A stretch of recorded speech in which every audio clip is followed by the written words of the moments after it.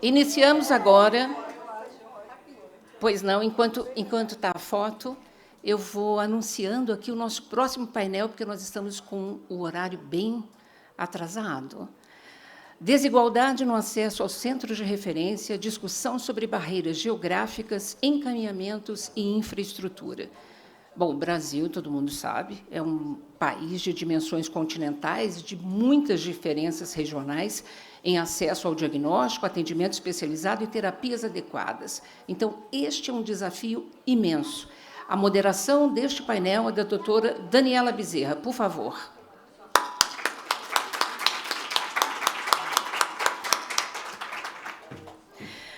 Doutora Dani, voluntária e diretora da BE, neurologista infantil, especialização em pediatria, em epileptologia, coordenadora do ambulatório de epilepsia infantil da Faculdade de Medicina do ABC. Também participam deste painel Renata Rigueto, por favor.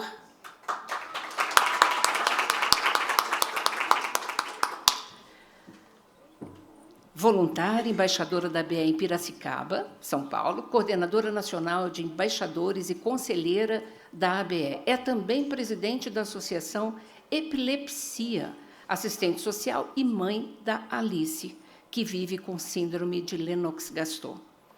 Participa também deste painel a doutora Carmela Grindler, por gentileza.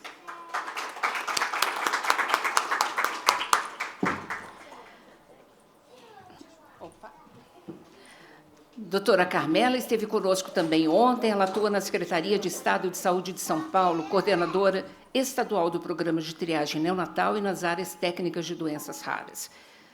Convido ainda o doutor Carlos Eugênio de Andrade, geneticista, assessor médico do Programa de Doenças Raras da Secretaria Municipal de Saúde de São Paulo.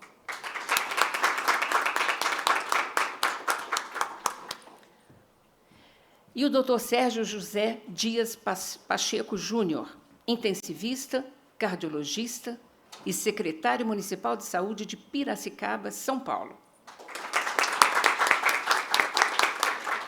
Este é o nosso penúltimo painel. Doutora Daniela, a palavra é sua. Bom, gente, primeiro eu queria agradecer muito a todos vocês aqui. Nós temos um desafio enorme, porque é um tema que gera muita discussão. Então, eu vou ser um pouquinho rigorosa com o horário, para que a gente aproveite uma discussão um pouco melhor. Então, para que cada um tenha uma pauta de 10 minutos para fazer uma introdução, porque o que enriquece é o processo de que a gente experiencia na prática, e estamos todos ansiosos para esse momento de discussão, né? Então, eu vou começar, né, pedindo para a Renata. Vamos lá, Rê?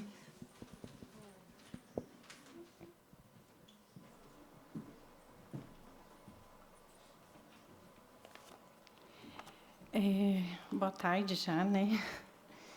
Eu agradeço, né, a oportunidade. Peço já desculpa se eu me emocionar, porque eu vou falar da minha história, né, da minha vida e o caminho que eu percorri para poder estar aqui hoje.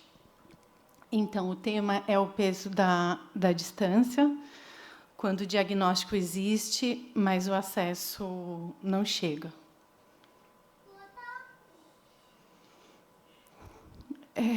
Esse é o meu tema principal. Eu só queria um sorriso da Alice.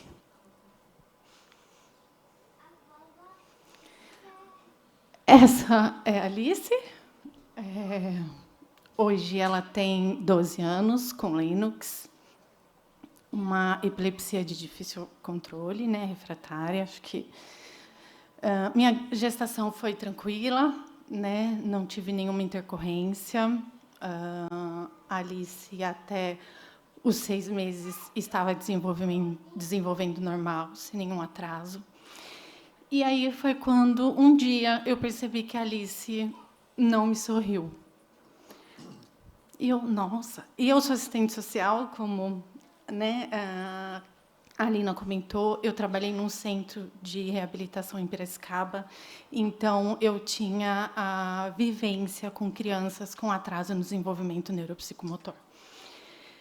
E aí algo me veio, eu falei, alguma coisa está errada, porque uma criança ela não sorri menos, né? Ela sorri mais. A cada dia ela se interage mais dentro de um desenvolvimento padrão, típico. E aí comentei com meu esposo, com a minha mãe, você está doida, você está maluca, né? E calhou da mesma semana termos consulta com a pediatra. E aí a pediatra, a hora que ela fez o eu falei, já sei. Como eu trabalhei nesse centro, eu tinha o contato, trabalhava com um neurologista junto, eu trabalhava no setor terapêutico. E liguei na hora para o doutor Ivan, um querido. Falei, doutor, o senhor precisa me atender? E ele prontamente falou, venha para o meu consultório. E aí foi quando começou, e eu comecei a entrar na vida da epilepsia. Até então eu sabia o que era epilepsia, porque eu estava do outro lado do profissional. Então eu atendia mães e crianças, né, fazia o acompanhamento familiar de crianças com epilepsia. Mas naquele momento eu me vi em um outro lugar. E aí foi quando tudo começou. Né? Eu vou tentar ser meio rápida, porque são 12 anos aí, e esse era o olhar da Alice. Né? Ela ficou por um bom tempo com esse olhar.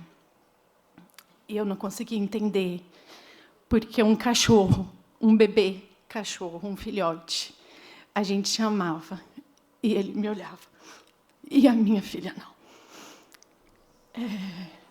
E eu perguntava para ela, Alice, olhe para mim, me responda, me vira a cabeça. E ela não me via. E aí começou a luta e a ânsia pelo diagnóstico. A maioria das mães, né, aqui já contaram a história, é um desespero para a gente entender o que é a epilepsia, quem vai me acolher, que médico que vai poder explicar para mim o que é isso, de onde vem isso e por que vem isso. E aí, obrigada, Mayra. E aí passei por vários médicos em Piracicaba e vinha-se inicialmente atraso no desenvolvimento neuropsicomotor mais epilepsia. E demorou para eu entender que o atraso ele vinha por conta da epilepsia, né?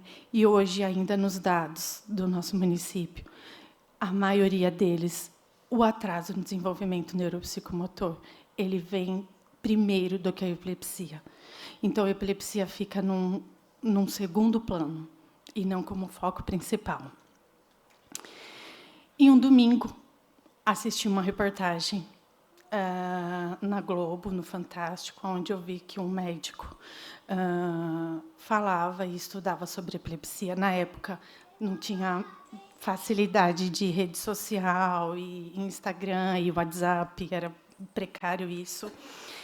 E aí eu falei, eu preciso passar com esse médico, porque ele vai ser minha salvação. E na época, né, a gente tinha uma situação financeira bem delicada. Meu marido saiu do trabalho, o que é difícil acontecer, normalmente é o inverso. Meu marido é chefe de cozinha, ele cozinha, então ele conseguia fazer bicos extras e eu mantinha o sustento da casa. Então, ele ficava em casa para eu trabalhar. E, enfim, conseguimos o dinheiro. Fomos para a consulta aqui em São Paulo e pagamos, assim, na época, um absurdo de dinheiro. E, em 15 minutos de consulta, o médico nos disse que a Alice tinha síndrome de Rett. E aí, nós não tínhamos condição de voltar para casa. Meu irmão, que estava junto no carro, voltou dirigindo. E aí, o Raj, meu marido, falou, bom, ou esse cara é muito bom mesmo, ou ele não faz ideia do que ele está fazendo direito. Né?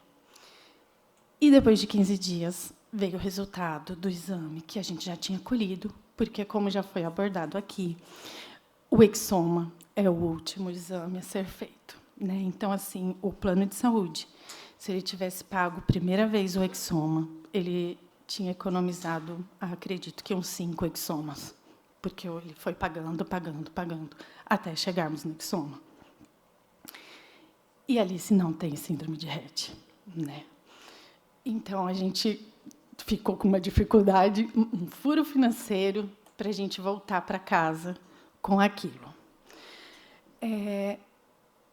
A ânsia pelo diagnóstico ainda continuava.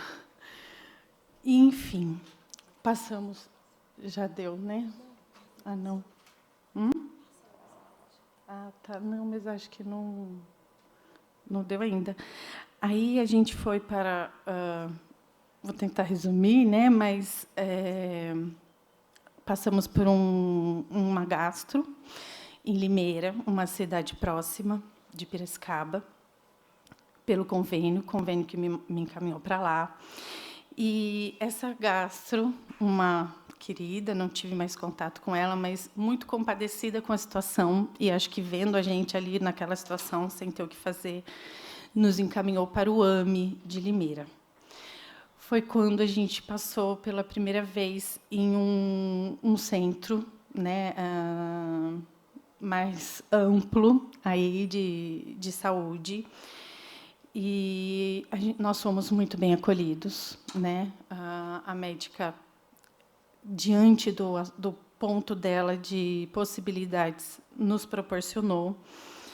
E aí parece que abriu uma janela, no sentido de que não existe só Piracicaba, né? O mundo é muito maior que isso. Os profissionais estão aí para a gente poder buscar, apesar da época ser difícil o acesso e o contato.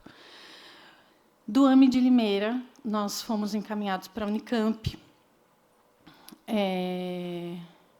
Também peço perdão, mas eu vou falar da minha história, né? Não vou generalizar, mas a minha vivência, na qual foi um tanto difícil a passagem por lá, porque a gente já queria o exoma, né? E a gente percebia que os setores não se comunicavam, genética com neurologia. E, nas entrelinhas, a gente percebia uma disputa muito grande de setores, e a gente não conseguia fazer o exoma. E ali se convulsionava ainda quase 200 crises por dia. Até na reunião que nós tivemos quinta-feira com o Márcio, ele trouxe, né, as mães precisam fazer o diário. Sim, mas a gente também não quer ver esse diário. E a gente também para de contar, né? Por quê, né? Não vai mudar a realidade.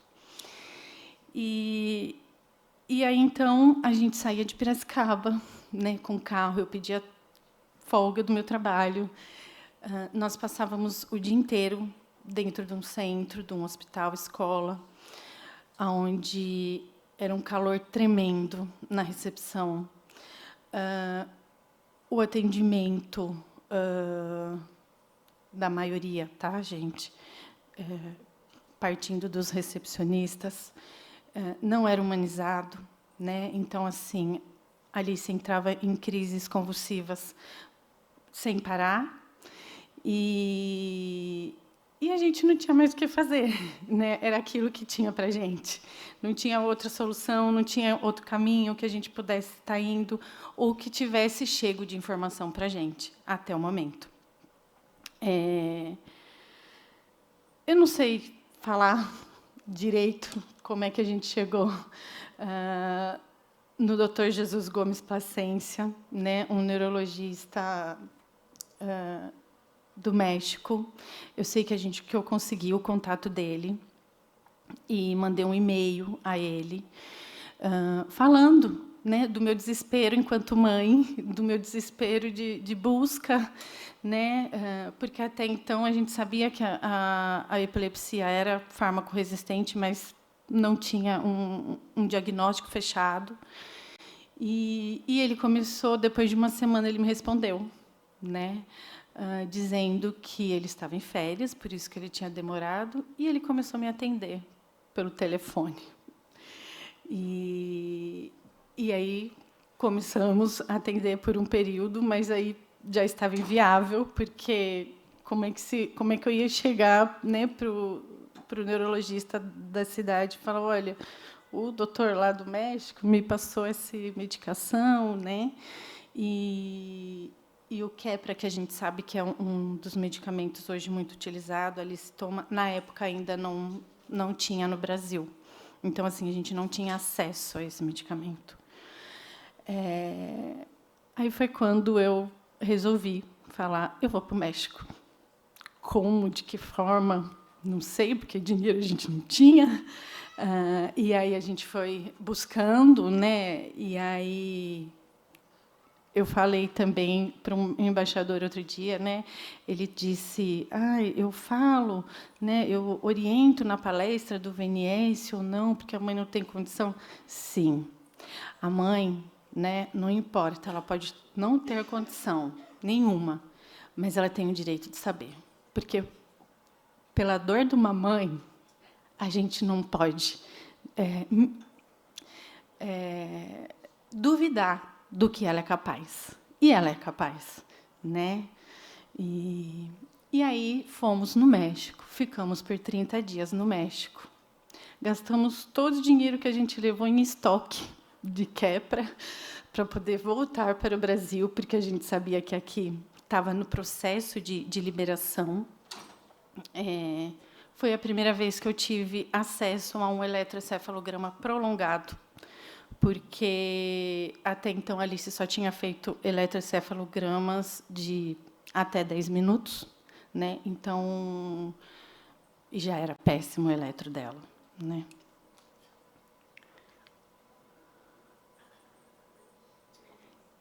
E aí, a Alice, depois do México, voltei. Entrei em contato através de um primo, me passou o contato da doutora Dani. E eu agendei algumas vezes, desmarquei, porque eu sou de Piracicaba, a doutora Dani de Santo André. Na época não tinha consulta online, né? E até que a gente passou com a doutora Dani, e aí a gente começou a entender melhor o que era a epilepsia, o que era uma epilepsia fármaco-resistente. E aí, depois de um tempo, a Alice foi enquadrada no Lennox-Gastaut, o que a gente não tem causa conhecida. Então, eu falo que a gente tem tudo, mas a gente não tem nada ainda, porque eu ainda não sei, né? Eu ainda não sei. E aí, num dia qualquer comum, eu sou mãe, né? Esqueci de falar no começo, eu tenho um sobrinho filho, né? Ele tem 25 anos, ele morou com a gente até recentemente, agora ele já bateu asas. E ele, Alice, na época, só tinha os dois, né? Hoje tem a Bia, de 5 anos. O Davi foi até buscá-lo, como uma rotina normal, a Alice na escola. E aí, da escola, a Alice veio com febre. Uma febre. Toda criança tem febre. E eu saí do trabalho, né, na minha rotina normal, cheguei em casa, a Alice com febre. Eu falei, com febre. Aí, resolvi levar para o hospital. Né? Chegou mais tarde, a febre não baixava. E aí, a Alice foi para a UTI. Assim, de manhã ela estava normal. E à noite ela estava na UTI, entubada. Foi um tanto difícil essa época, né? Porque nós fomos internados na UTI da nossa cidade, de Piracicaba, no qual não tinha neuroinfantil no município que pudesse ver e acompanhar a Alice dentro do hospital. A Alice, na época, já fazia o uso do VNS. Tá? Ela foi a primeira criança a ser implantada em Piracicaba, o VNS. por N questões, aí acho que também não vai dar tempo de eu falar. E aí foi uma luta, porque ninguém sabia mexer no VNS, tinha exames que a Alice precisava fazer e precisava desligar o VNS. Eu implorava para que a coordenadora da UTI pediátrica entrasse em contato com a neuro responsável, porque tinha algumas orientações a serem seguidas. E isso é muito difícil, essas relações, né, esse contato, isso não ocorreu. Até que eu falei, não tem mais jeito, fui plantar na auditoria do convênio médico da nossa cidade. E aí o médico auditor falou, é isso que você quer, então pode ser transferida. A mãe sempre dá um jeito, né? Então, algo me trouxe naquele momento que falou assim, peça para ele assinar. O que era de fato, né? Porque ele falou, vai lá na recepção da UTI e fala que eu autorizei. Falei, mas, doutor, eu estou muito nervosa, ninguém vai acreditar em mim. O senhor concorda? Eu vou chegar lá e vou falar, olha, o doutor autorizou a transferir. Então tudo bem. Digitou, escreveu a transferência, carimbou e me deu. Confesso que eu saí cantando vitória. Liguei para a doutora, falei, doutora, estou indo para São Paulo, já consegui a transferência e eu estou indo. Qual hospital? Né? Ela, com todos os cuidados, me perguntou. Desliguei o telefone, entrei no carro e fui para o hospital, do qual a Alice estava na UTI. Eu acabei de estacionar, recebo uma ligação da nossa médica. Onde você está? Eu falei, chegando no hospital. Não saia daí, porque o hospital do qual você foi encaminhada, no caso Alice, não tem UTI pediátrica. Então, você vai chegar no hospital e você vai ficar dentro da ambulância, com a sua filha entubada. E aí eu desmontei, né? Porque aquela vitória que eu achava que eu estava cantando não existia. E aí eu não tive saída. Entrei em contato com o advogado. Falei o que estava acontecendo. E aí o advogado solicitou, entrou com medida de urgência, e aí foi solicitado a transferência para um hospital que tivesse em UTI pediátrica, em 24 horas.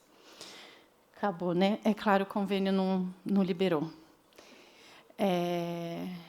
Enfim, o convênio não liberou. Ele voltou lá, né? E aí a advogada do convênio também estava lá.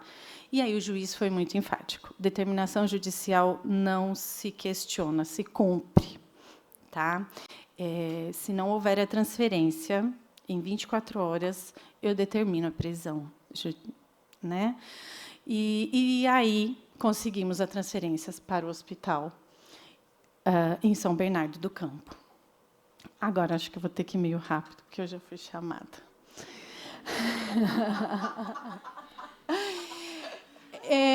Resumindo, nós ganhamos uma tráqueo, uma gastro. Confesso que não foi difícil, não foi fácil, né? O meu marido, a equipe médica pediu para que o meu marido estivesse junto, e quando estubou a Alice, ele não conseguiu ver a Alice respirar, né? Porque a gente estava protelando a tráqueo. A Alice não respondeu de forma alguma.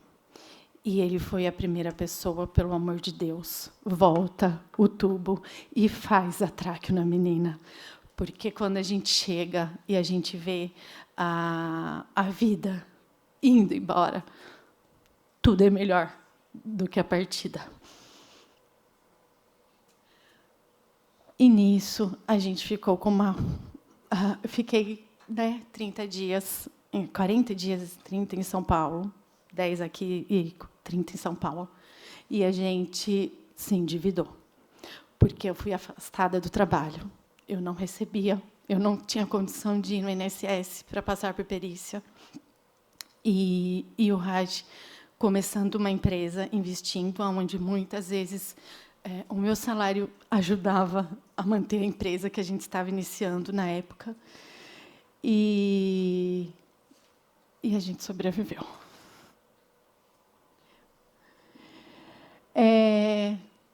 Retomando, né? Pulando aí, vou pulando, gente, porque eu já ultrapassei, né?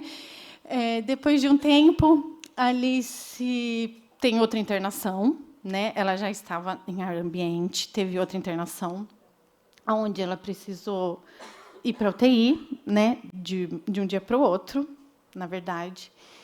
E foi a primeira vez que eu consegui falar com ela e dizer: Alice, pode ir, que a mamãe não aguenta mais ver você chorar e sofrer.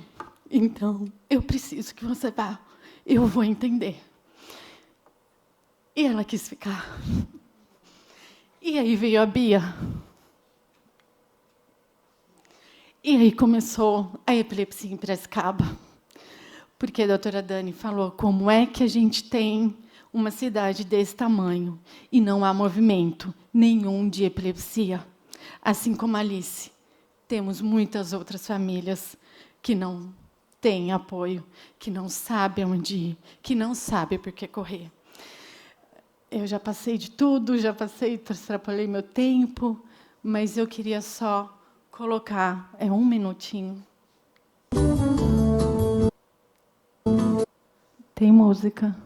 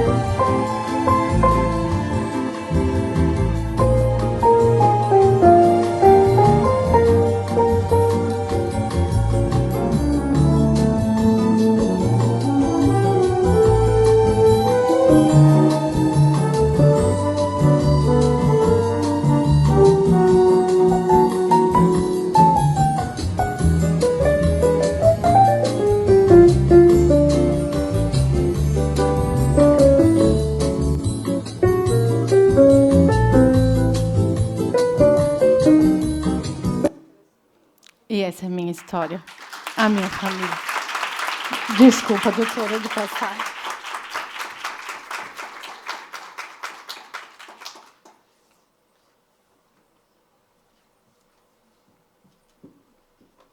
Não dá, né, para não se emocionar, né? E ao longo desses anos, a gente vive junto isso. As brigas. Eu lembro que uma vez eu vou fazer, eu juro que só esse comentário. Uma vez eu fui para Piracicaba, viu, doutor Sérgio? Meu marido fez assim: cara, vão te pegar lá em Pira. Cara, não, vai direto para o lugar e volta, vão te pegar em Pira, porque todas essas brigas da Renata eu estava junto, brigando com o médico na UTI, porque a gente é assim. Porque ou a gente é com a família, ou então a gente só faz a briga de ego. O médico precisa achar o meio termo. Eu não estou falando que eu sou a correta, mas a gente tem que se posicionar, porque o que é absurdo não dá para a gente dizer está tudo bem, né? Não dá. Bom, vou dar continuidade. Não tinha como a Rê não colocar tudo isso, né? E vamos dar seguimento. Por favor, o slide do painel.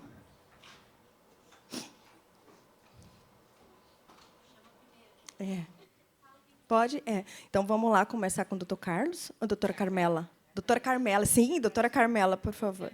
Vai lá, doutora Carmela. Acho que eu fiquei emocionada também, né, gente? O de cima ou de baixo? Aqui, estou no meio.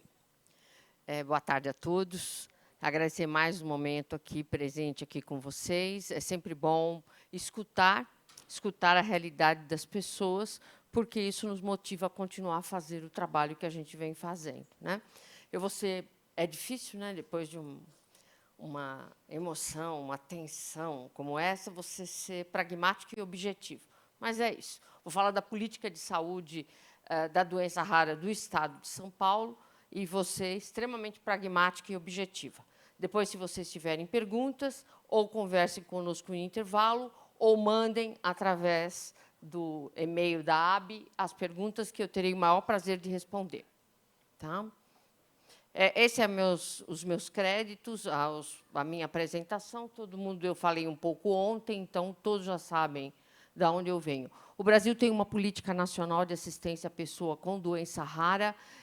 Nós temos, por hora, 2 portarias, a 199, de 30 de janeiro de 2014, e a 981, de 21 de maio de 2014. O significado de uma portaria no SUS é estabelecer critérios para habilitação e credenciamento de serviços de atenção especializada no SUS e agregar a isso recursos financeiros a serem repassados para os serviços habilitados no Ministério da Saúde, sejam eles estaduais ou municipais. Então, é norteador. Quem for trabalhar com isso tem que se atentar. A portaria 199 tem 6 anexos. E é preciso entender que a frente da portaria ela é linda.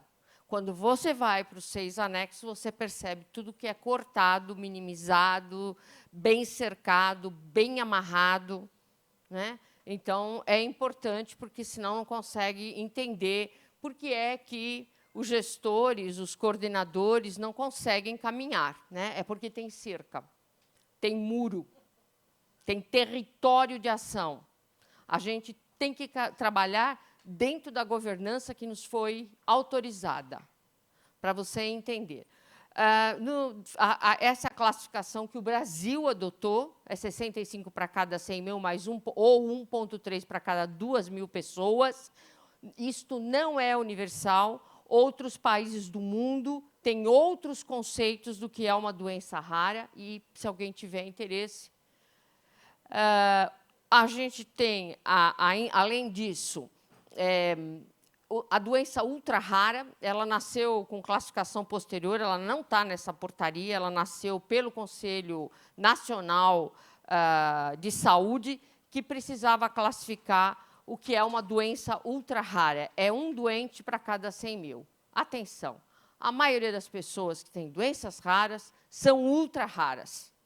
Então, apesar de eu ter, no estado de São Paulo, 2,3 milhões de pessoas, é que o conjunto dos doentes é significante na população.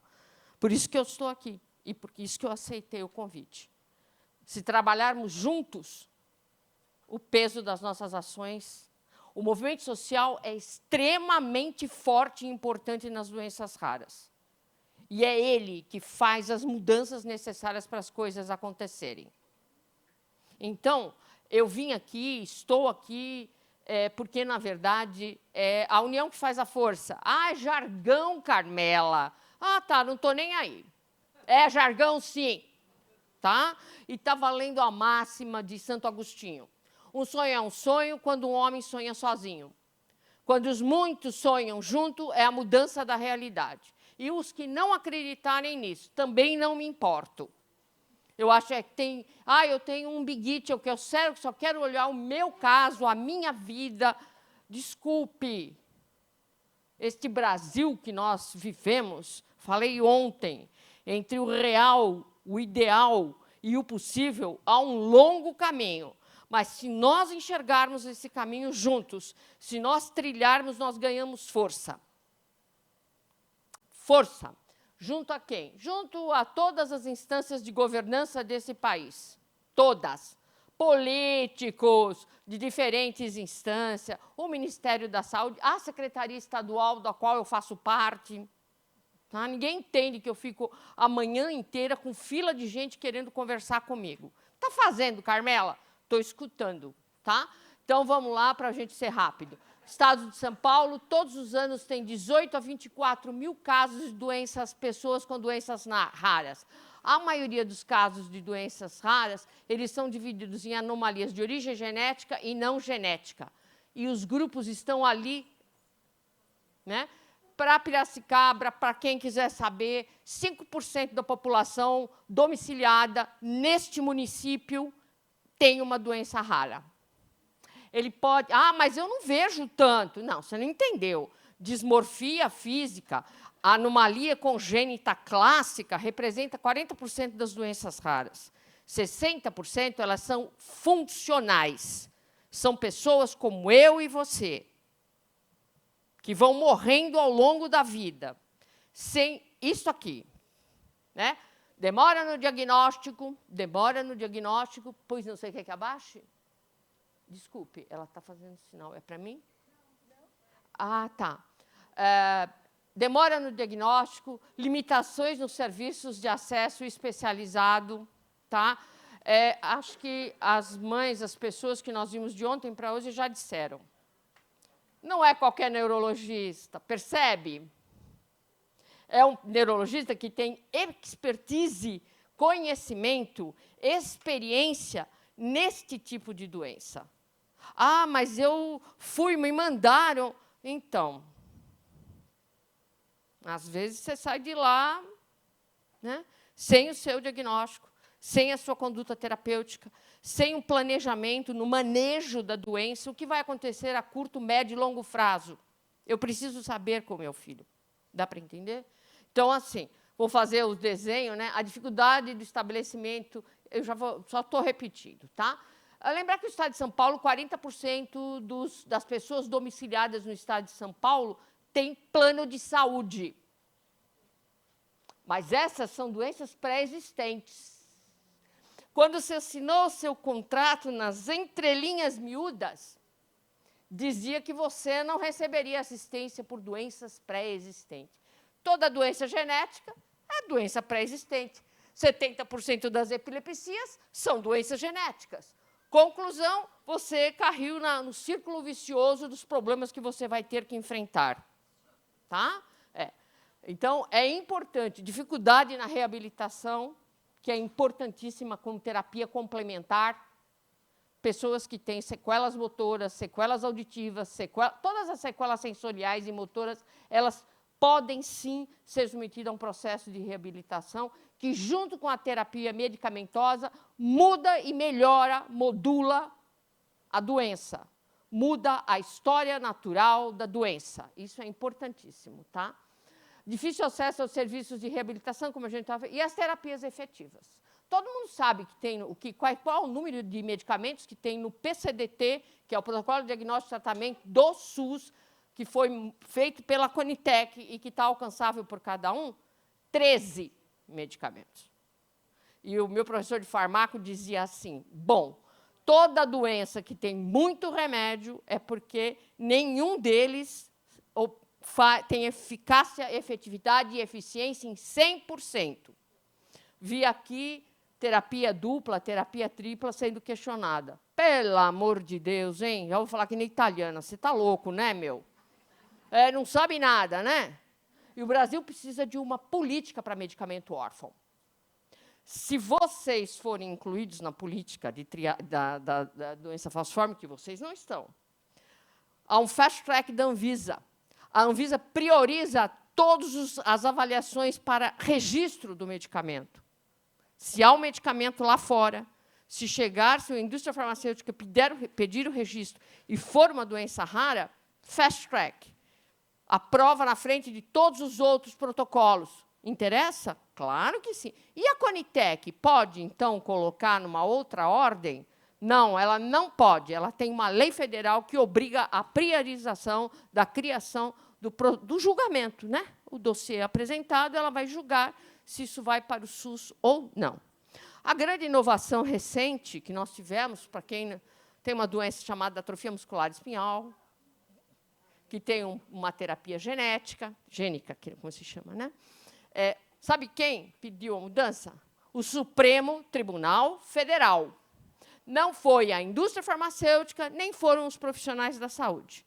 Ele pediu o alinhamento do que está na bula do medicamento, porque no SUS havia restrição de idade para a oferta do medicamento. Pasmem, pasmem. É o legislativo que tem que pedir. O doutor Gilmar Mendes está cheio de razão. Os profissionais da saúde não conseguem fazer isso? Essa é a jornada, a via crucis da doença rara, todo mundo, de certa forma, a descreveu. Ela é via crucis, sim, porque ela é um calvário de implorar, um calvário de sofrer impacto em saúde mental, porque haja saúde mental, né, para enfrentar essa via crucis propostas, sem uma resposta, sem uma intervenção terapêutica eficaz, efetiva e eficiente, sem os exames necessários para realmente chegar ao diagnóstico. Né? Então, só para você entender aqui a via crucis, eu estou falando aqui porque a gente está montando a Rede Dora São Paulo. Tá? Esses são as metas, são as mesmas de todo mundo, de todas as doenças raras. Né? É fundamental que a gente consiga fazer o diagnóstico confirmatório e, se for genético, poder fazer um aconselhamento genético para a família, para um planejamento familiar. Isso aqui é muito maior. Aqui está o sonho da medicina preventiva, o sonho que eu incubo há 45 anos. Como a minha mãezinha, quase analfabeta, dizia, não é melhor prevenir do que remediar? Não é mais barato quando você pode evitar, do que depois que a desgraceira está feita, eu tenho que consertar? Não é assim? Minha mãe era costureira, gente. Não completou primeiro grau? Você está brincando comigo, né? Mas nessa sabedoria popular tem muita verdade. Por isso que a gente está aqui para escutar. Tá? O que é a proposta aqui? É realmente fazer economia. Economia racional, com uso racional de medicamentos, com encurtamento. Vai no pronto-socorro, vai na UBS, faz 300 exames. O cara tem 10, 20, 30 exames inconclusivos. E cada porta que ele entra para esclarecimento diagnóstico, ele tem que passar por esse ritual de coletar um monte de... Se fizesse medicina de precisão, se nós tivermos medicina de precisão, medicina personalizada, vamos fazer um exame. Sabe qual é a proposta da política rara? É diminuir em 30% o custeio do SUS. Você acha pouco? Presta atenção. Tá? Então, essa portaria ela dá direito a 2 serviços, né, 2 modelos de serviço. O de maior complexidade é o Centro de Referência de Doenças Raras e o de menor complexidade é o Serviço de Atenção Especializada para Doenças Raras. Fica aqui o convite, também aproveitando que o senhor está aqui, por que não criar serviço de atenção especializada? Há recurso financeiro para isso. Há o custeio dos testes genéticos nessa portaria. A precisão, a agilidade no diagnóstico e a garantia do acesso aos medicamentos. Os medicamentos aqui, eles são todos de alto custo. O Brasil tem uma política nacional de assistência farmacêutica desde 2014. Quem compra medicamento de alto custo é o Ministério da Saúde, porque tem maior compra no varejo, quer dizer, compra no atacado, tem mais poder de negociação e mais chance de resolução. Tá? Eu acho que é importante essa mensagem. Tá? Esses são os pilares, que são os mesmos que a gente já falou. Eu acho que eu estou voltando para trás, né, pessoal? Tá, tudo bem, tudo bem. Me avisa aí, meninos, que senão... Bom, o que nós temos habilitados no Ministério? Porque nós escolhemos os grandes universitários, porque é neles que nós temos os grandes especialistas, e a gente precisa montar essa rede de maior complexidade e de menor complexidade. Tá? Então, nós temos serviço de referência de doença rara na Unicamp, serviço de referência de doença rara em Ribeirão Preto, nós temos serviço de referência rara em São José do Rio Preto. Por que não colocou a Faculdade de Medicina do ABC? O ambulatório, tá. Então, o ambulatório do ABC, essa semana, já depositamos na SAIP a habilitação do maior hospital desse estado, né? Talvez o maior do país. O HC Clínicas é o nosso serviço de referência na Grande São Paulo. Todos eles têm território de referência.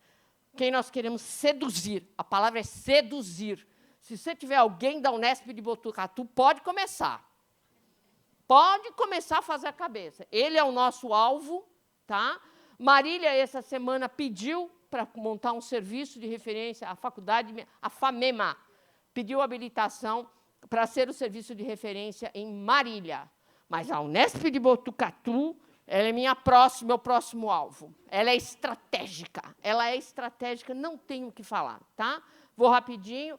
Aqui eu ganhei, porque, na verdade, a gente pensa que o Ministério da Saúde tem que montar um departamento, uma secretaria, que faça o centro de gerenciamento e controle, que sente com a coordenação de farmácia, que sente na Anvisa, que receba todos vocês, porque alguém tem que dar escuta. Porque senão fica aquela história que eu falei, hello, você sabe com o que você está falando?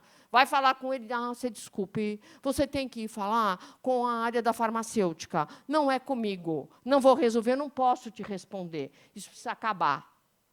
As respostas têm que estar centralizadas, porque, senão, é isso que acontece. A diluição, a fragmentação não leva à resolução do problema. Vocês já sabem disso, né? Então, só acabando aqui, rapidinho. Eu vim preparada para 15 minutos, gente, era o que tinham me dito, mas, pelo visto, não foi possível. E não anda, agora encrencou. Vai. Eu só queria dizer para você como é que a gente está saindo para São Paulo para tentar resolver as nossas demandas. Tá?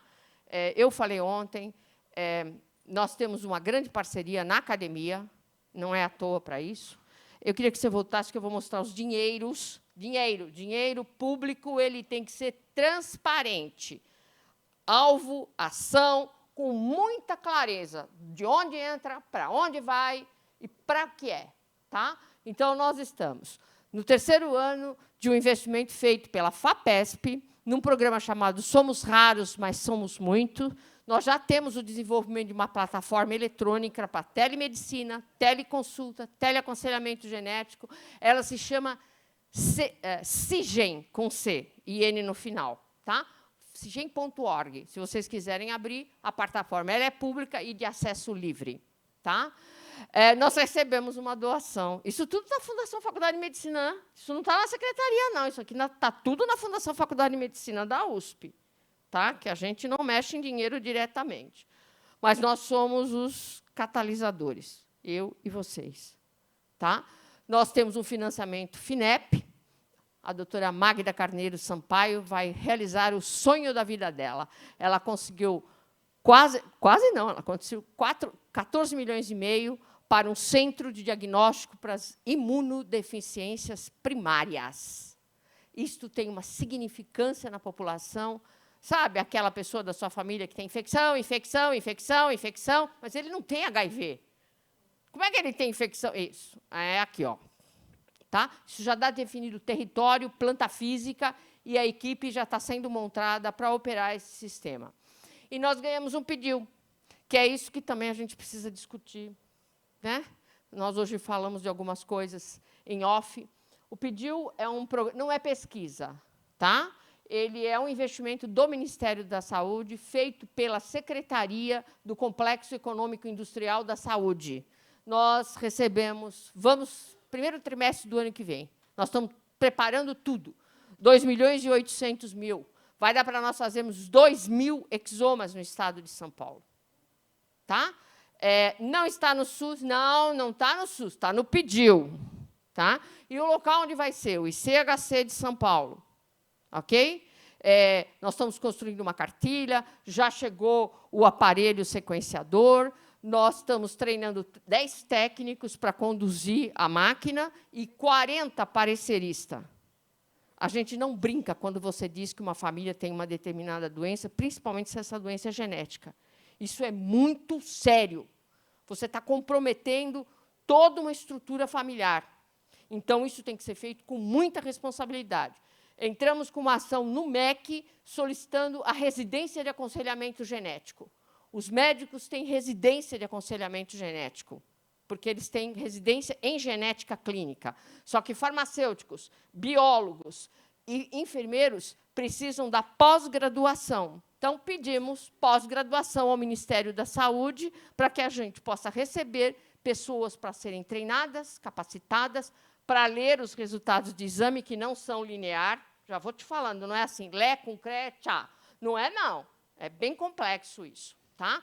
E que seja treinado para saber falar saber explicar numa linguagem acessível, porque nós estamos comprometendo a geração do caso índice, mas nós estamos falando da geração passada e da geração futura dessa família. A visão tem que ser holística e humanizada. Obrigada. É isso mesmo. Holística e humanizada. Ninguém fala para alguém, né? A moça falou, você falou que 75% dos maridos vão embora? Pode ler, está no Fiocruz, tem trabalho populacional falando do cuidador e da cuidadora. A maioria dos cuidadores são mulheres. Elas se tornam líderes das suas famílias e elas não conseguem trabalhar, porque a segunda vez que ela sai do emprego dizendo que o filho dela está passando mal, terceira não haverá. Tá? Então, assim, precisamos pensar juntos como é que vamos dar conta disso tudo. Tá? Próximo. Nós ganhamos um prêmio, há 2 semanas atrás, no Congresso Brasileiro de Genética Médica. Ganhamos um prêmio, esse rapaz, o Alexandre, é nosso aluno, pós-graduação, nós já estamos na fase da pós-graduação, lembra, meninos? Tá, muito bem. Nós ganhamos um prêmio chamado Genética para Todos. Todos têm que ter acesso a isso tudo aqui. Não só aqueles que são doentes, mas aqueles que têm história familiar. Aqueles que têm história familiar forte e estão programando ter um filho. Reprodução assistida, aconselhamento genético. Uma grande consciência social. Eu falei ontem, vou repetir. Filho é uma escolha consciente. Para mim, para ele e para a sociedade. Porque os filhos a gente não cria para nós, né? Nós os criamos para o mundo. Ok? E eu preciso dimensionar isso. Tá? Então, está aqui o prêmio da Sociedade Brasileira de Genética, que nos foi concedido, porque o nosso pós-graduando levou isso para concurso e ganhou. Próximo. Levou tudo isso aqui que eu estou falando para vocês. Tá? Aqui tem as principais informações. Quem tiver dúvida a respeito do que é, nós não temos uma base de dados no Brasil. Você tem que consultar as bases de dados internacionais e oficiais. O Orfanet é a base de dados da Europa reunida. Tá? Ele está em português, porque o governo português tem um convênio com o Orfanet. Lá discrimina a doença, fala-se do gene que está alterado, qual é o quadro clínico, tudo sumarizado, muito rápido, muito curto. Eu não preciso digitar síndrome, vou usar, perdão, hein? Eu não preciso digitar síndrome de Lennox, basta eu colocar Lennox. Tá? Na Europa, os centros já estão estabelecidos. O operacional do legislativo sabe onde está o centro especializado em Lennox-Gastaut. Tá? O judiciário sabe onde está. O gestor público sabe onde está. Conhecimento público e compartilhado por todos. O homem ele é mais técnico, ele é do Pentágono, da principal biblioteca médica do mundo, que é o PubMed. Tá? Ele também é alcançável. Cuidado com ele, porque ele é mais complexo, ele tem peso de orientar profissionais. Cuidado para não pirar diante de uma informação que é profissional. Hoje o Dr. Google está de plantão. Você pode perguntar tudo o que você quiser. O Gemini vai te responder. O GPT vai te responder. Cuidado com o sofrimento e a dor que isso traz nas pessoas. Tá? Você também é responsável por aquilo que fala. Para si, para o seu filho, para a sua família, para o seu vizinho, você é responsável. Você não dá palpite. Você informa com qualidade. Não entre na rasparrela do show da internet, falando tudo, informando tudo. Cuidado com isso, cuidado com isso. As mães, deixa eu te falar, os filhos crescem. E filho tem uma memória de elefante, é uma coisa impressionante. Ele cita para você coisas que aconteceu com 2 anos de idade e fala, mas como é que ele sabe disso? Onde foi que ele viu? Com quem ele conversou? Eu não estou nem lembrando. Mas ele lembra. Então, cuidado com as informações, responsabilidades e os shows da mídia. O seu filho, ele não é ferramenta de mídia. Ele é um ser humano que precisa ser respeitado. Você quer dar a cara para bater? Dá a sua. A dele, não. Porque o que cai na internet é para sempre. E o carinha lá, a mocinha, ela vai crescer. E ele vai vir te cobrar. Pode acreditar em mim. Isso aqui é uma coisa muito séria, muito importante. Tá? Nós somos o único país do mundo que tem o nosso genoma. Nós somos o país de maior miscigenação racial do mundo.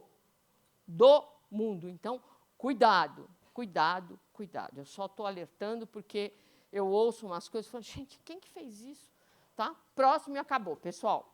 Então, essa aqui está aqui o nosso número. Esse é o número da minha mesa. Sou eu e a Magda Maia. Somos só duas na área técnica das doenças raras. A Magda é uma profissional de ponta. Nós já estamos trabalhando junto há quase 7 anos. Ela é uma perfeccionista. Ela é chata pra caramba. Ela é detalhista. Não, essa aqui não está bom. Não está bom, eu vou fazer de novo. E ela pega e vai fazer. Vocês estão entendendo? Mas é assim, com muita responsabilidade, com muita dignidade e com muito orgulho de tudo que nós estamos construindo. Tá? Muito obrigado. E depois perguntem. Eu fiz algumas colocações sobre como resolver alguns problemas. Depois a gente conversa. Obrigado. Doutora Carmela, como sempre, dando aquela, né, para a gente tomar um fôlego e pensar, fazer uma reflexão. Eu acho que ela traz... sabe o que é que eu acho mais interessante nela? É que ela traz as coisas com uma verdade dela, mas que faz a gente pensar, né? Faz a gente dar uma chacoalhada, coisas importantes que, às vezes, a gente fica, nossa, será que eu falo isso? Será que eu não falo? Muito obrigada por falar.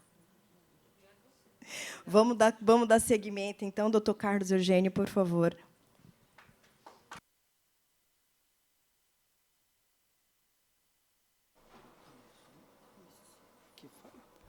Alô? Ótimo. Boa tarde a todos. Eu sou Carlos Eugênio, eu sou médico pediatra e geneticista. Eu trabalho, né, exerço toda essa parte da genética já faz quase 30 anos. Né? Eu trabalhei muito tempo no SUS, no Santa Marcelina, e também em UBSs, em áreas de periferia. E, desde 2019, eu estou lá na assessoria de doenças raras da Secretaria Municipal, sou assessor técnico. Né?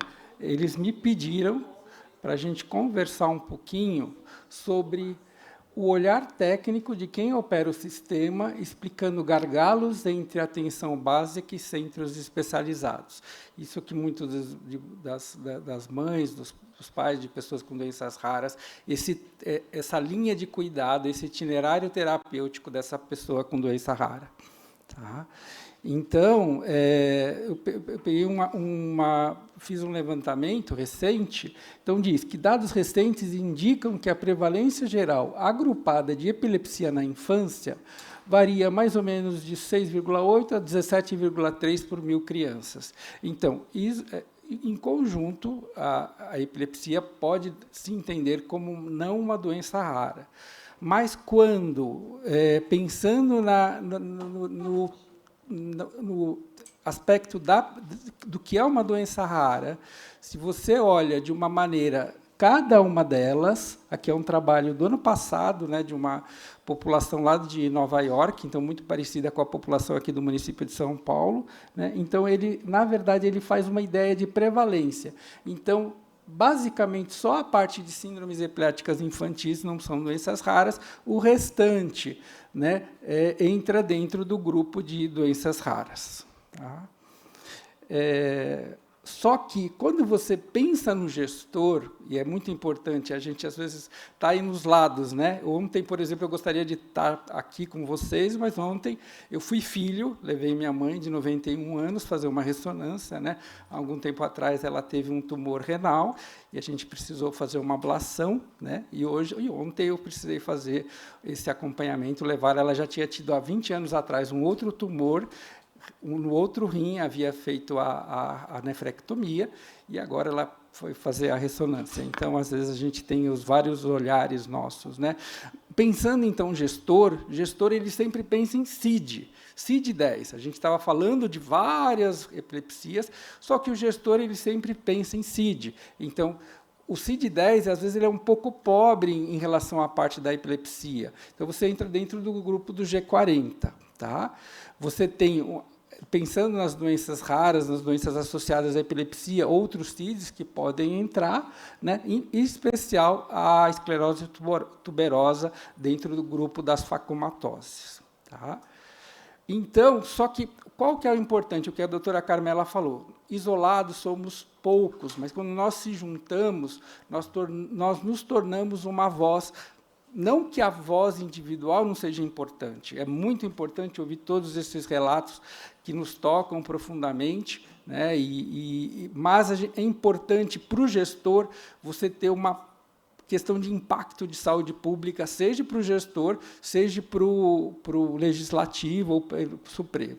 Então, esse foi o pulo do gato, né, que a gente juntou todas as pessoas, quer dizer, isolados, eles são poucos, mas, quando se juntam, são cerca de 6% da população. Então, 300 milhões de pessoas no mundo, 13 no Brasil, 2,7 milhões no Estado, num território, que a gente sempre tem que pensar em território. Então, o município de São Paulo, a gente está numa DRS1, tá? Então, cada um de vocês, em cada um dos municípios, tem uma diretoria regional de saúde que congrega esses vários municípios. E o município de São Paulo, com 720 mil pessoas. Tá?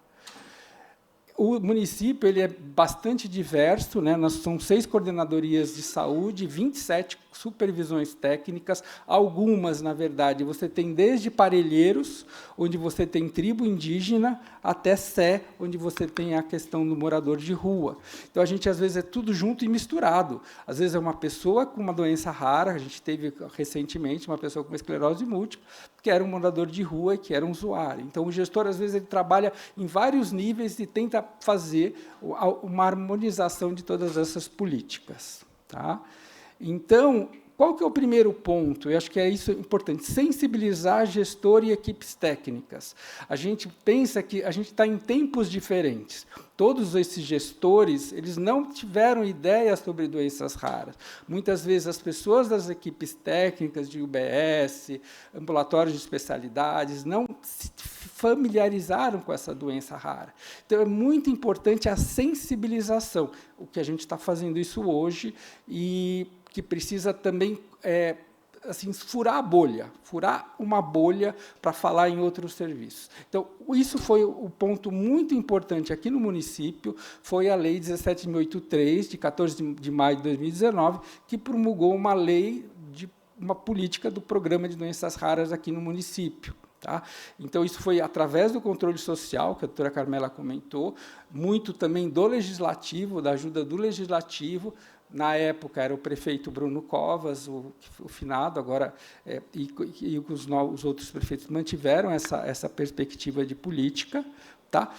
Também criar uma área técnica e implementar interlocutores nos territórios. Você tem que ter pessoas na área técnica que tenham uma expertise em doença rara, mas também nos territórios, interlocutores que conversem naquele território sobre uma questão de doença rara. Opa, voltar aqui, como que eu volto?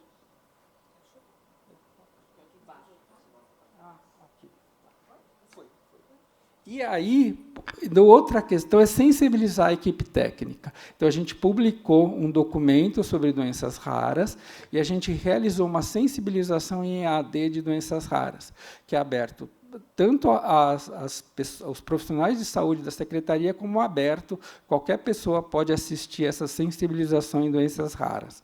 Tá? É um curso livre, aberto a todas as pessoas. Tá?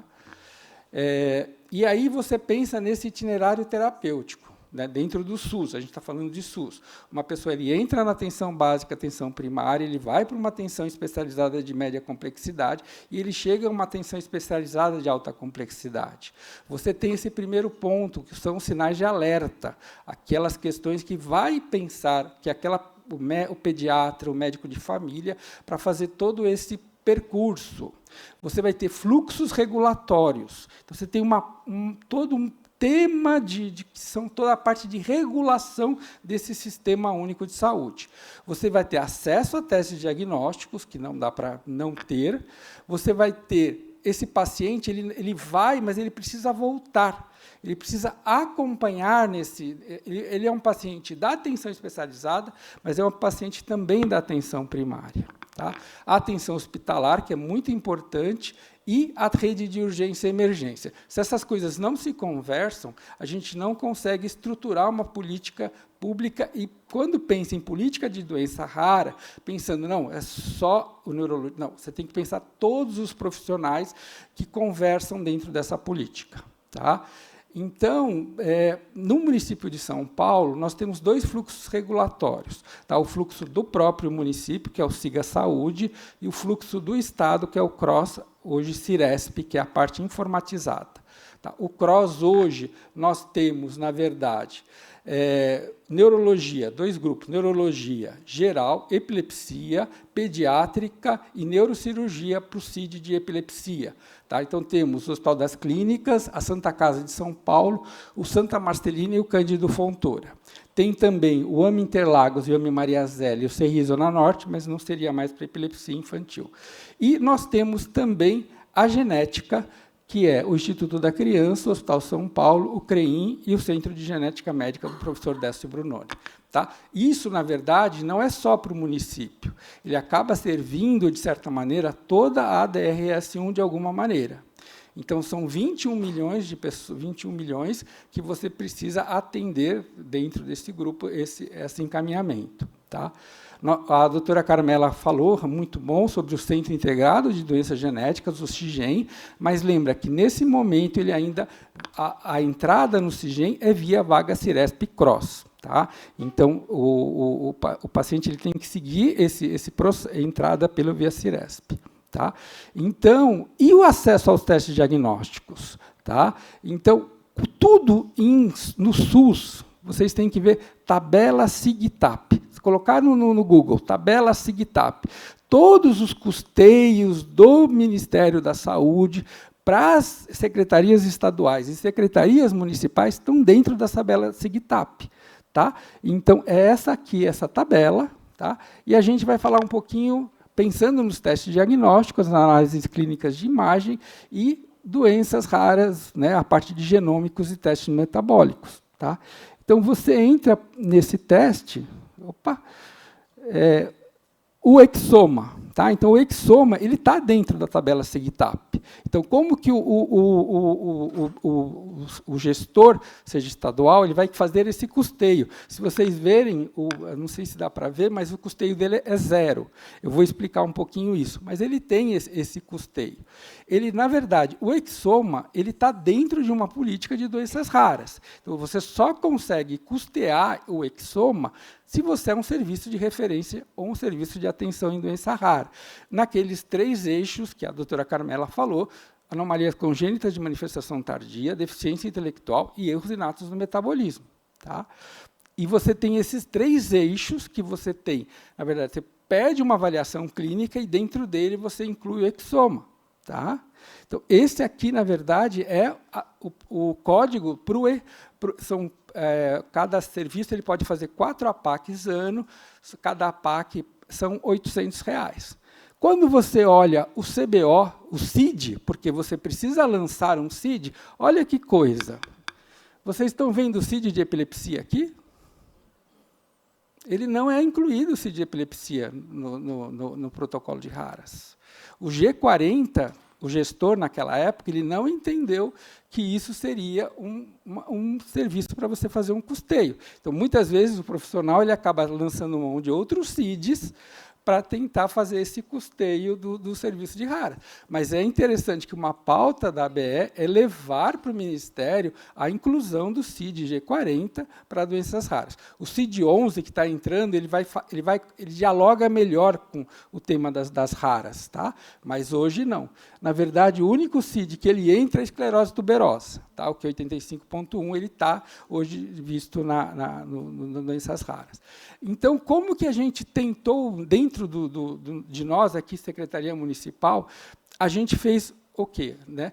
isso é muito importante. A gente tem o quê? O Plano Municipal de Saúde, que é um instrumento técnico de metas, pautas do gestor para esses 4 anos. Tá? Sempre começa no segundo ano após até o primeiro ano da outra gestão. Tá? Então, nós tivemos como meta, na gestão anterior, aprimorar o diagnóstico de doenças raras.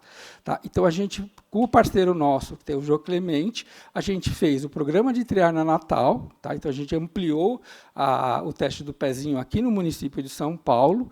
Tá? E, para dentro disso, porque mas para mim talvez não seja importante pensando, mas isso deu, na verdade, possibilidade de nós conseguirmos, dentro dessa mesma meta, realizar, né, incluir o teste genético para pessoas com doenças raras, inicialmente só deficiência intelectual e depois outros acometimentos, utilizando verba do Tesouro Municipal. Então, desde 2022, nós fizemos 869 exomas e 570 arrays. Quer dizer, possibilitar para o nosso munícipe oferecer um teste genético de diagnóstico em doença rara. E a gente teve 2 diagnósticos em epilepsias raras. Tá? A gente fez um protocolo de fluxo de assistência, porque para o profissional da rede conseguir caminhar esse paciente dentro do projeto. E, para terminar, a gente está agora com o plano 2026-2029.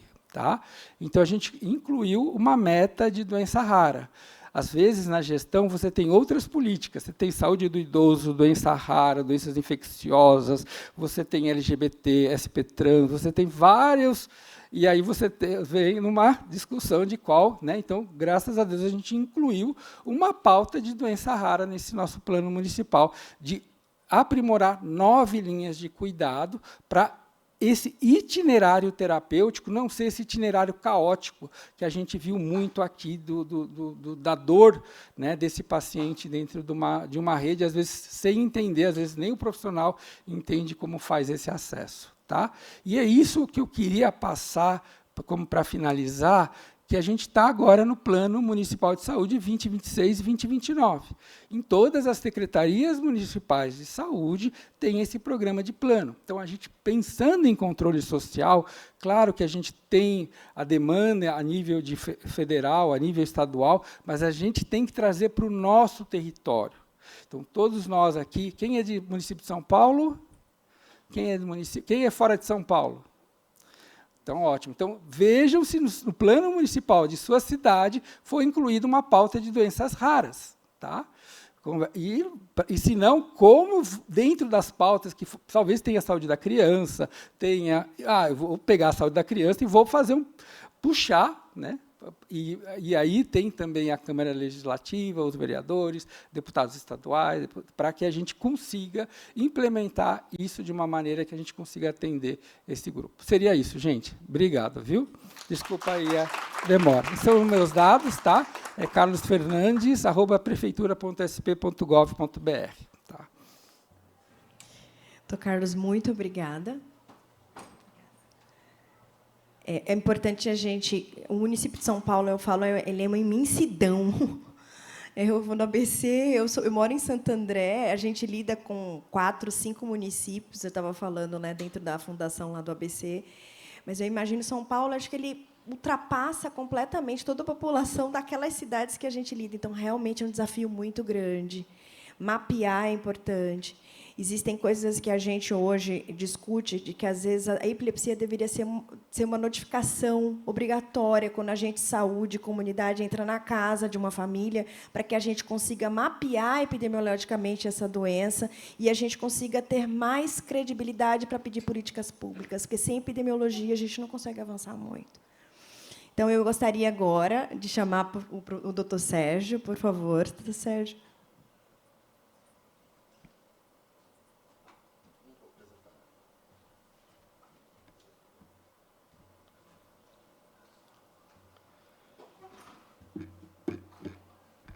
Boa tarde a todos os sobreviventes aí do sono e da fome. Tamo junto, né?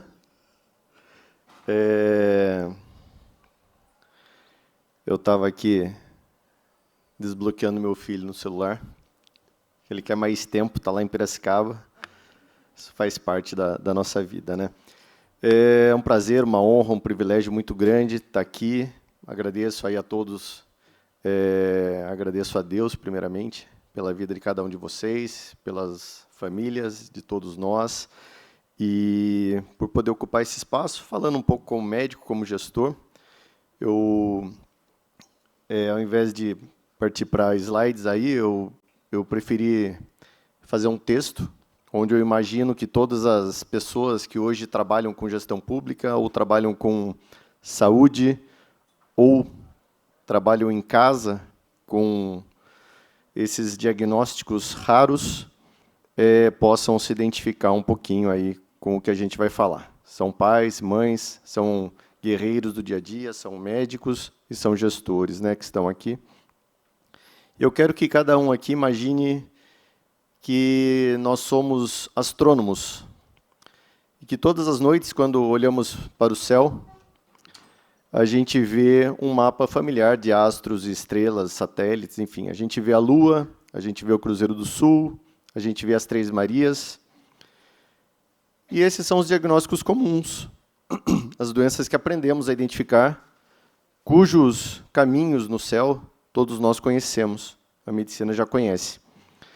Mas e quando uma família olha para o céu e vê uma estrela que ninguém mais enxerga? Uma luz solitária, sem nome e sem mapa. Uma estrela que a gente não encontra nem nos livros de astronomia. É essa estrela que é uma doença rara. E a família, com seu telescópio de esperança e desespero, é a ponta do nosso sistema. Eles não estão procurando uma constelação. Eles estão procurando um nome para aquela que é a sua única estrela. Que foi bem o que a Renata pontuou aqui, e tantas outras mães pontuaram aqui. E muitas vezes o gestor também não enxerga, ou não quer enxergar essa estrela. Como foi dito aqui pelo pessoal representante dos governos e dos poderes legislativo, essa estrela ela gera custo e ela não gera visibilidade. Isso é um grande problema, pensando só do lado do gestor. Meu nome é Sérgio Pacheco. Meu trabalho na prática é ser um cartógrafo dessas estrelas raras. Eu sou médico, sou formado em cardiologia, em terapia intensiva, em medicina de tráfego, não tráfico, pelo amor de Deus. Sou vice-prefeito de Piracicaba e sou secretário da saúde daquele município na gestão que começou esse ano, 2025. E eu vivo justamente nessa fronteira entre o universo conhecido da gestão pública e esse cosmos, esse mundo infinito das necessidades humanas. E quais são as dificuldades de mapear esse céu? As dificuldades são como buracos negros. E a primeira dificuldade, como foi muito bem dito aqui, é justamente a invisibilidade.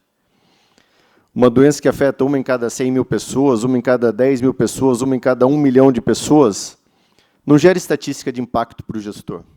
É muito mais fácil, com o dinheiro que eu gasto numa doença rara, eu fazer 10 mil mamografias. Isso sim dá impacto, isso dá visibilidade.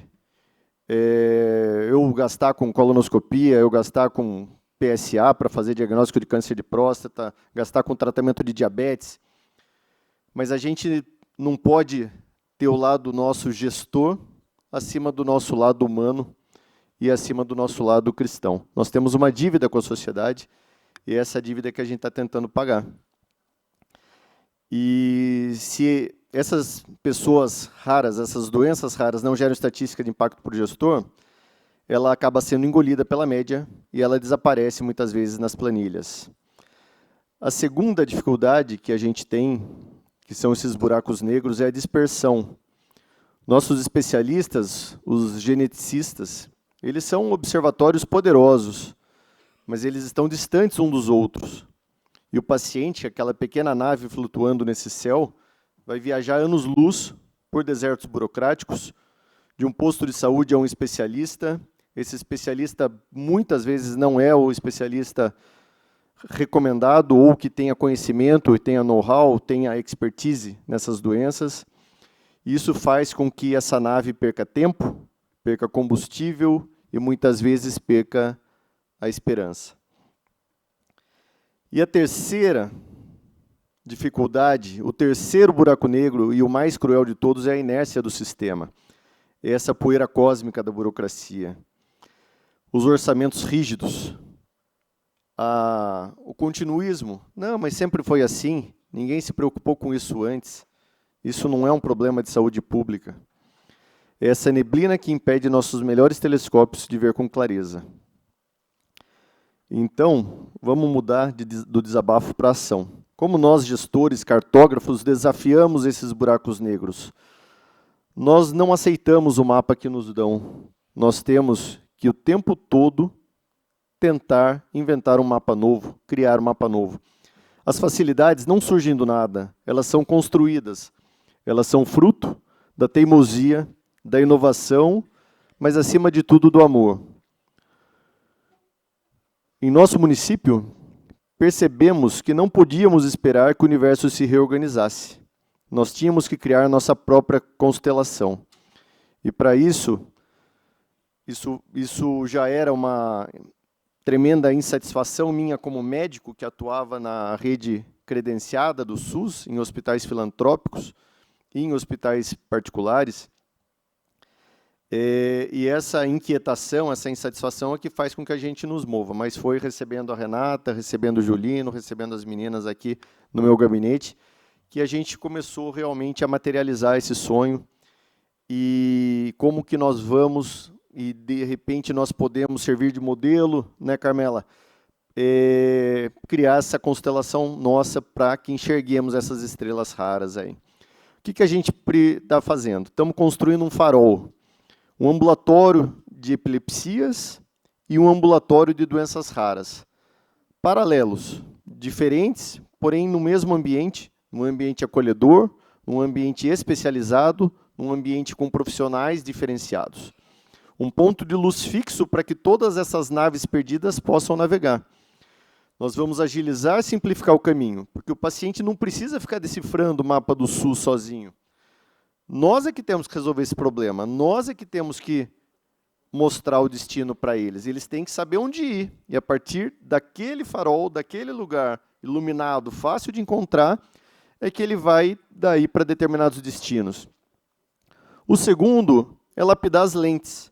Então, a gente vai, além de usar profissionais especializados que não estão na nossa rede, mas nós temos viabilidade para contratá-los através já que muitas vezes o valor e o problema do concurso público muitas vezes não é interessante, mas nós temos outras maneiras, através de consórcios públicos, enfim, de contratá-los, de dar um tratamento diferenciado para que eles possam oferecer esse tratamento diferenciado, porque não é uma renovação de receita, é uma atenção realmente especializada e, acima de tudo, especial.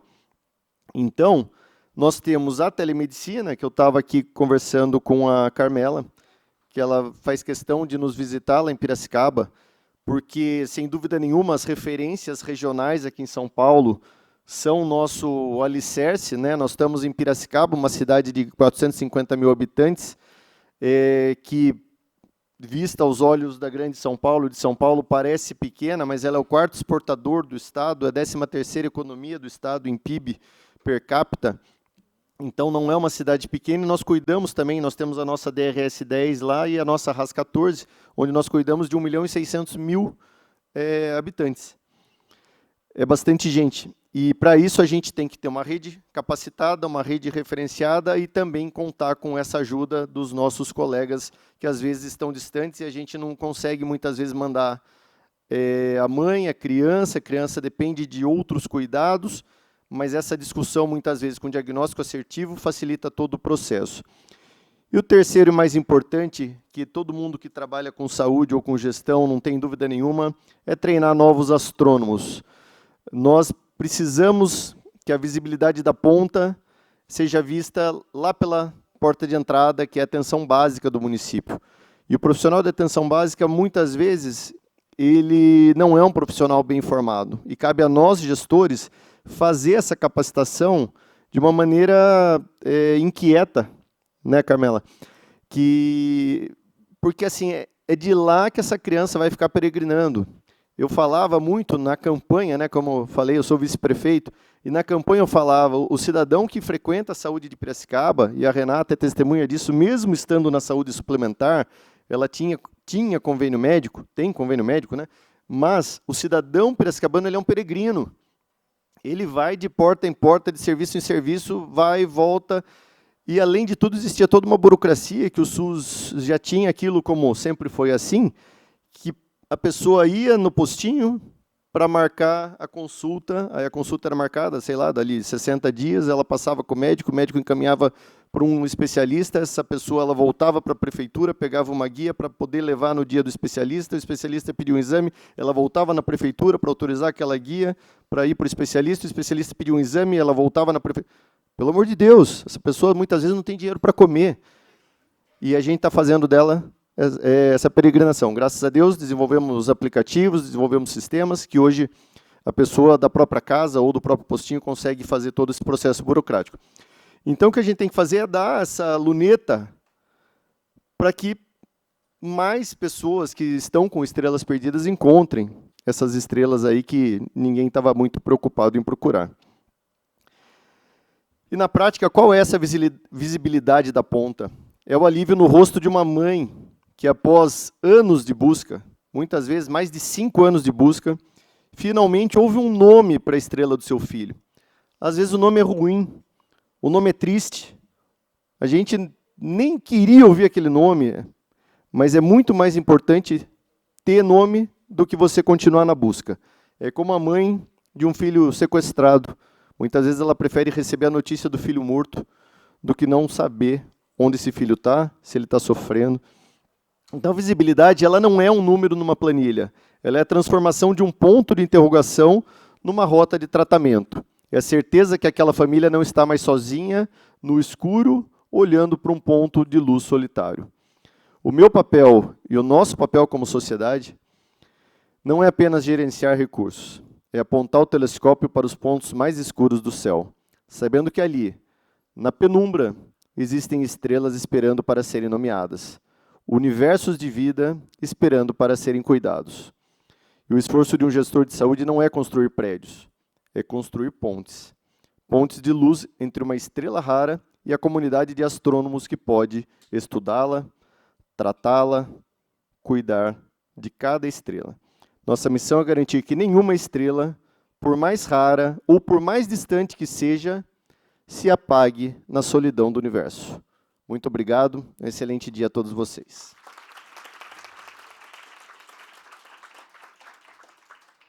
Dr. Sérgio, nós vamos constelar em Pira. Tamo junto. Já angariamos aqui a doutora Carmela, ela também vai. Estamos junto. Quanto mais gente para somar, e quem sabe a gente não faz um piloto, né? Para que a gente consiga. Os faróis que a gente está criando lá, infelizmente, acho que foram embora, né? Não estou vendo aí nem a doutora Manu, nem a doutora Andréia, mas, assim, elas serão a base realmente serão a referência nossa, e, se Deus quiser, estamos à disposição para sermos piloto aí, porque, assim, todo mundo cresce junto. Muito bom, muito obrigada. Bom, nós temos um vídeo agora, gente, vamos soltar, por favor.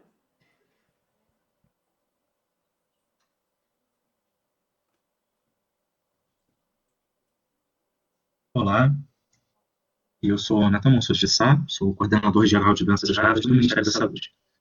Queria, em primeiro lugar, agradecer a equipe organizadora do segundo simpósio sobre epilepsias raras por nos permitir, mesmo de forma virtual, participar com vocês, trazer aqui um pouquinho das ações que a Coordenação Geral de Doenças Raras tem feito para melhorar, para aperfeiçoar o atendimento, os cuidados, enfim, dentro da estrutura do Sistema Único de Saúde, trazer algumas entregas, que possam atender, principalmente necessidades não assistidas, que a gente vem acumulando ao longo de uma década de existência da Política Nacional de Atenção Integral às Pessoas com Doenças Raras. A política, ela, né, tem seu mérito, é uma política inovadora, né, bem desenhada, tem uma robustez, mas como toda política pública, né, no campo da saúde, ela requer, né, o nosso olhar constante e vigilante no sentido de trazer melhorias ou, né, quando não, a implementação de ações enfim, de cuidados e de linhas de atenção e de protocolos que ainda, infelizmente, não foram implementados, né? Então, nenhuma política ela é completa em si mesma, ela é sempre perfectível, a gente sempre consegue avançar um pouquinho. Então, é nesse sentido que eu venho aqui dialogar com vocês, né? A coordenação nos enviou uma série de perguntas que eu, brevemente, para não ser enfadonho, né? Eu sei quanto é chato ficar ouvindo gravação sem a presença aí para, né, trocar olho no olho ou para responder perguntas. Eu sei que é um pouquinho chato, mas vamos lá, né? Eu peço desculpas, infelizmente, em razão aqui das nossas agendas, eu não pude, né, estar presencialmente com vocês, mas vou me esforçar aqui no sentido de atender aquilo que me foi demandado, né, as perguntas. A primeira pergunta que a gente recebeu é quais são as principais ações entregues da coordenação de raras e de que forma elas fortalecem a política nacional de doenças raras e a participação social. Então, é importante que as pessoas entendam que a Coordenação Geral de Doenças Raras ela tem um papel indutor, né, no ecossistema de doenças raras. Nós somos responsáveis, né, pela formulação de diretrizes que vão ter, né, impacto em toda a rede de atenção à saúde do SUS. Nós também temos um papel, né, importante de fomentar, né, algumas das ações de cuidado. Então, por exemplo, dentro da Política Nacional de Doenças Raras estão previstas a PACs, né, então, ordem de pagamento, vamos dizer assim, para atendimento às pessoas com doenças raras no SUS. Está previsto também recurso, né, para habilitação de serviços, enfim, né, a gente tem uma natureza indutora dentro do ecossistema. Mas essa indução, ela requer a participação ativa e permanente das unidades da federação. Então, por mais que o Ministério da Saúde consiga, né, criar uma portaria, né, construir alguma normativa orientadora, a ação acontece nos estados e nos municípios. Então, é necessário uma parceria muito proativa, uma parceria, né, muito bem conduzida, né, para que a atenção, né, o cuidado chegue a você, né, paciente, pai, mãe, cuidador, enfim, pessoa que necessita dessa rede de serviços. Então, né, nesse papel aí de indução, o que a gente tem feito é trabalhado para estruturar e fortalecer as linhas de cuidado voltadas para as pessoas com doenças raras. Né? Quando eu falo de linhas de cuidado, né, a que eu me refiro? É a melhoria, né, na oferta de pontos de atenção, quer dizer, a gente está tentando aumentar a quantidade de serviços para doenças raras, diversificar um pouquinho também esse tipo de serviço, com ofertas aí de terapia gênica, ofertas de estrutura laboratorial agora, né, para sequenciamento de exoma, enfim, né, o nosso trabalho aqui é esse, né, de regulamentação e de produzir diretrizes, né, ampliando, né, o alcance da política de doenças raras dentro dos estados e dos municípios. Um outro papel é a estruturação de uma rede hierarquizada de serviços. Então, ainda que reconheçamos aí a independência, vamos dizer assim, né, dos estados para que eles criem suas próprias redes, então, grande parte, né, dos processos de coordenação de cuidado são elaborados aqui, né, mediante produção de PCDTs, mediante produção de notas técnicas. Então, nós temos esse papel, né, de organizar o modo como a rede opera. Algumas coisas, infelizmente, estão fora, né, do nosso alcance. A gente não consegue, né, induzir um gestor de um hospital, ou uma secretaria de saúde, a aumentar os seus quadros, né, de atendimento, né, o número de profissionais, ou mesmo, em certas circunstâncias, as normas de regulação, né, que vão garantir aí fila, né, disponibilidade de leitos e vagas. Quem faz isso são os estados, né? A gente tem pouca gerência sobre isso. Mas, né, como eu disse há pouco, reiterando, a definição de protocolos e fluxos específicos, né, para diferentes grupos de doenças raras passa por aqui, né? Seja essas doenças de origem genética ou não genéticas, né? A definição de modelos sempre passa por aqui. E, né, pensando nessa dimensão de participação social, é importante que vocês saibam que toda vez que a gente se debruça aqui no Ministério da Saúde para construir uma dessas diretrizes, a gente envolve associações de pacientes ou representantes de pacientes, né, na condição aí de pacientes especialistas para que venham participar conosco e melhorar, né, os nossos documentos, né, ter o olhar crítico aí da rede. Então, como é que a Associação Brasileira de Epilepsia, por exemplo, poderia contribuir nesse tipo de ação? Então, no momento em que, né, o Ministério da Saúde, a Coordenação de Raras, né, instituir um grupo de trabalho para tratar, né, com as suas diferentes áreas aqui internas, né, o tema das epilepsias, é importante que vocês estabeleçam, né, o que eu costumo chamar na universidade, né, eu sou professor da Universidade de Brasília também, né, de advocacy qualificado. Né? Então, assim, vocês são, né, em última análise, as pessoas que conseguem trazer para a gente as demandas específicas, né, e demandas que muitas vezes são negligenciadas dentro do espectro geral das epilepsias, vamos dizer assim. Né? Então, as perguntas adequadas, de modo geral, são vocês que nos trazem, né? Ou as lacunas de cuidado. Um outro papel importante né, no momento em que a gente consegue construir conjuntamente esses documentos, essas iniciativas, vocês, enquanto, né, organização de pacientes, e dada a proximidade de vocês a grupos, né, de pacientes, vocês têm um papel importante, né, e permanente de disseminação, né, desse conhecimento que foi construído a muitas mãos. Então, na medida em que a gente desenvolva aqui no Ministério da Saúde essas normativas ou faça essa produção documental, a gente conta muito com a parceria de vocês para que, né, materiais educativos, né, processos aí de formação continuada, né, de literacia ou de educação, né, dos pacientes aconteça com o apoio, né, de vocês. Eu acho que isso é fundamental para que a gente garanta, né, a adequada navegação, o adequado acesso das pessoas com epilepsia ou com outras condições raras nas linhas de cuidado que a gente tenta estabelecer ou, né, constrói aqui dentro do Ministério da Saúde, né? Uma outra pergunta que me foi feita né, considerando que as epilepsias raras têm base genética, como o Ministério da Saúde avalia e pretende estruturar ações para viabilizar o acesso ao exame de exomas no SUS, né? Então, diante das dificuldades financeiras das famílias e da longa jornada até o diagnóstico. Então, eu tenho boa notícia, né, para todos vocês. Agora, em novembro, no Instituto Nacional de Cardiologia do Rio de Janeiro, nós iniciamos o sequenciamento completo de exoma no SUS. Então, não estou falando aqui de pesquisa, eu estou falando de serviço mesmo. Então, hoje há uma equipe dedicada, né, no INC, que começou, né, a realizar esse exame, que é um exame de custo elevado, e eu entendo a dificuldade que a rede, né, tem, que os pacientes têm, né, para conseguir acessar, mas qual que é a nossa ideia, né? Nós temos convidado, né, estamos fazendo isso, né, nesse momento, nós temos convidado até dezembro, aí, mais ou menos, todos os serviços de referência em doenças raras para uma reunião de ativação. Então, nessa reunião, a gente apresenta a nossa proposta, né, de linha, né, de pipeline para a realização desse exame. Nós explicamos, né, como é que deve ser feito o cadastro do paciente, o envio da amostra, enfim, toda a parte aí laboratorial e logística.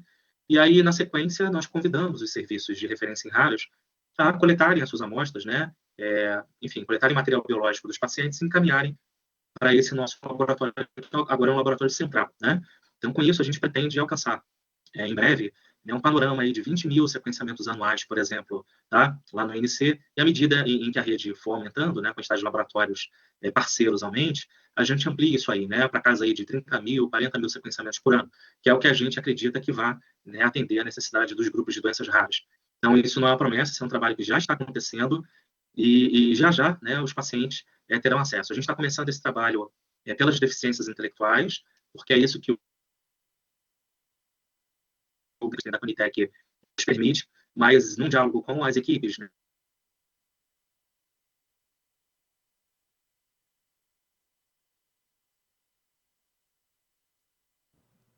Travou mesmo, gente, o vídeo? Ah, porque como não é ao vivo, né?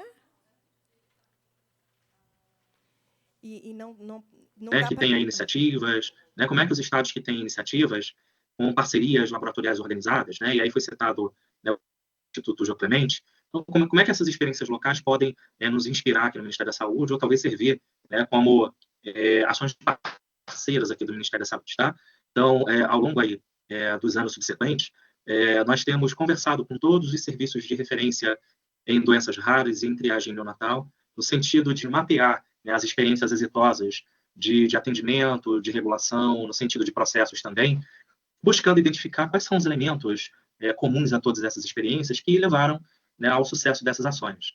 Então, de modo muito inspirador, né, o Instituto João Clemente, assim como outros serviços, né, a gente tem serviços pediátricos no Brasil de excelência, né, posso citar aqui o Hospital Pequeno Príncipe, o Hospital da Criança aqui de Brasília, nós temos, né, serviços de referência em raras que também são muito potentes, né, como o Hospital de Clínicas de Porto Alegre, né, o pessoal lá de Campinas, a própria equipe aqui de Brasília, né, o pessoal do IPPMG do Rio de Janeiro, enfim, né, Minas, tem muita experiência boa, muita experiência bacana e que tem nos fornecido aqui marcos, né, muito importantes. E nós estamos abertos, né, a construir, no cenário agora do próximo ano, né, uma espécie de consórcio, né, para envolver outras instituições também, que não são serviços de referência em doenças raras ou em triagem neonatal, nesses nossos processos, né? Há várias instituições, né? Posso citar aqui, né, o ASTA, em Beneficência Portuguesa, né, que por programas que a gente chama aqui de PROAD, né, de colaboração, de cooperação, né, público-privada, tem feito, né, tem conduzido iniciativas muito potentes, como, por exemplo, genomas raros. Então, a nossa ideia é ter esse cenário, esse ecossistema, né, bem definido, trabalhando harmonicamente por todos os pacientes de doenças raras. Enfim, eu vou encerrar por aqui a minha fala, me colocando à disposição de todos vocês. Espero que, né, o evento seja muito bacana, né, que vocês troquem aprendizados e experiências, e a coordenação de doenças raras fica à disposição. Tá? Grande abraço para vocês.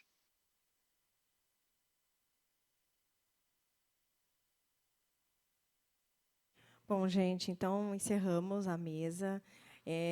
O que nós vamos pedir, se tiverem perguntas, né, que direcionem para o site, para poder a gente ter as respostas, né, por conta do adiantado da hora, para a gente seguir com o próximo painel. Muito obrigada a todos vocês pelo tempo. Obrigada.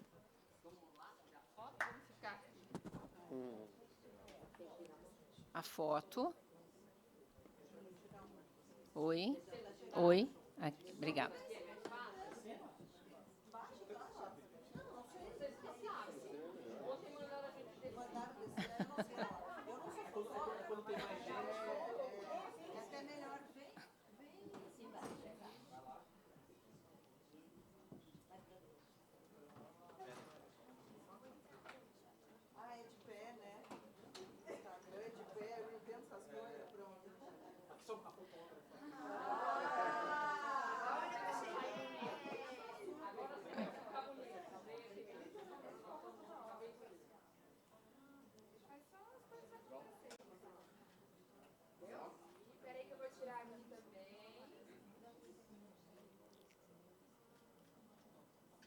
Obrigada a todos.